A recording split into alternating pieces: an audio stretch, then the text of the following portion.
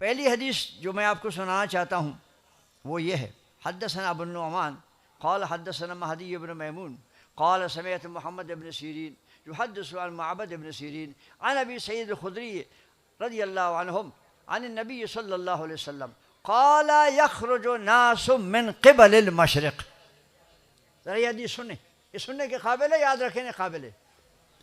امام بخاری فرماتے ہیں کہ یہ حضور نے ارشاد فرمایا صحابہ کرام کے ساتھ. حضور نے فرمایا یخرج ناس من قبل المشرق، مشرق کی طرف سے کچھ لوگ نکلیں گے. مشرق کون ہے؟ مدینہ مغرب میں ہے نا، آج ہمارے رخ قبلے کی طرف ہے تو مدینہ مغرب میں ہے.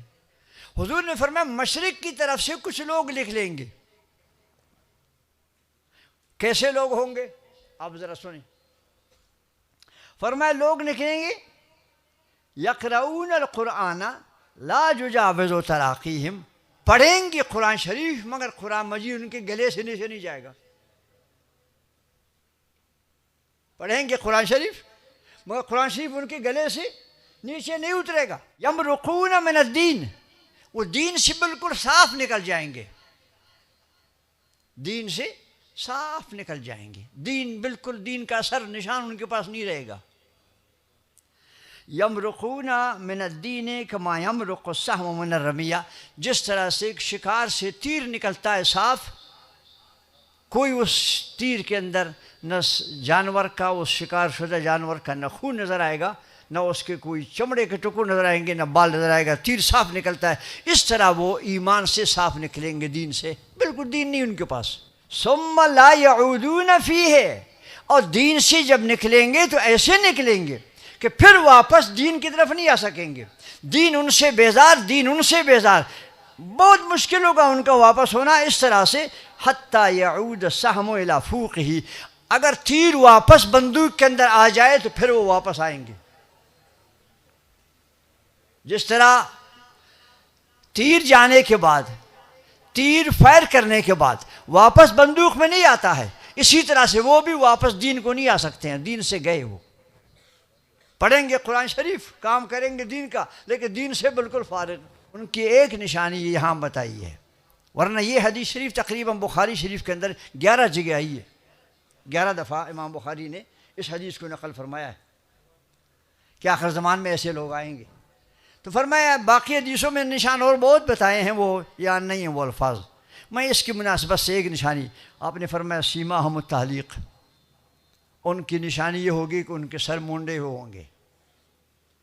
سر ان کے منڈے ہوئے ہوں گے، بال نہیں ہوگا سر پہ. اب تسبید ہو، یا بالکل ایسے ہوں گے، سر صاف ہوگا جیسے بال نچکنیوں سے نکالا ہے. یہ ان کی عام پہچان ہوگی. ان کی عام طور سے یہ اسی شکل میں پھریں گے دنیا میں. ذرا آپ سنیں، امام بخاری رحمۃ اللہ علیہ نے اس حدیث شریف کو 11 دفعہ پہلے ذکر کیا دونوں حصوں میں. یہاں آخر میں کیوں لایا؟ اس لیے کہ طالب علم جب امام بخاری شریف کی کتاب کو پڑھے گا تو اس حدیث کو بھی یاد رکھے، تاکہ اس کو اپنے ایمان بچانے کے لیے بھی کچھ سامان ساتھ ہونا چاہیے، ہوشیاری ہونا چاہیے کہ ایسے لوگ بھی ہوں گے کہ دین کا نام لے کر دین کا کام کرتے ہوئے بے دین ہوں گے. آپ حضرات بھی اس حدیث شریف کو سنیں اور امام بخاری کی اس نصیحت کو یاد رکھیں. آپ نے فرمایا، حضور نے یہ ارشاد فرمایا کہ دین کے نام پر اس طرح سے لوگ آئیں گے، لیکن دین ان کے پاس کچھ نہیں ہے. بتانا یہ تھا امام بخاری کو کہ میں نے کتاب کا افتتاح کیا ہے انما الاعمال بالنیات سے، اختتام اس کا کروں گا اس جماعت کے شر سے اور کلمہ سبحان اللہ بحمدہ سبحان اللہ عظیم پڑھنے سے. مقصد یہ ہو گیا کہ نیت الاعمال، وہ انما الاعمال بالنیات سے اس نیت کا تعلق عقیدے کے ساتھ ہے، اور یہ حدیث شریف عقیدے کو بچانے کے لیے ہے کہ عقیدے کو اپنا بچاؤ اور پھر سبحان اللہ بحمدی پڑھتے رہو، عمل کا کام کرتے رہو. عقیدہ درست رہے، سلامت رہے تو پھر اعمال مقبول ہو جاتے ہیں.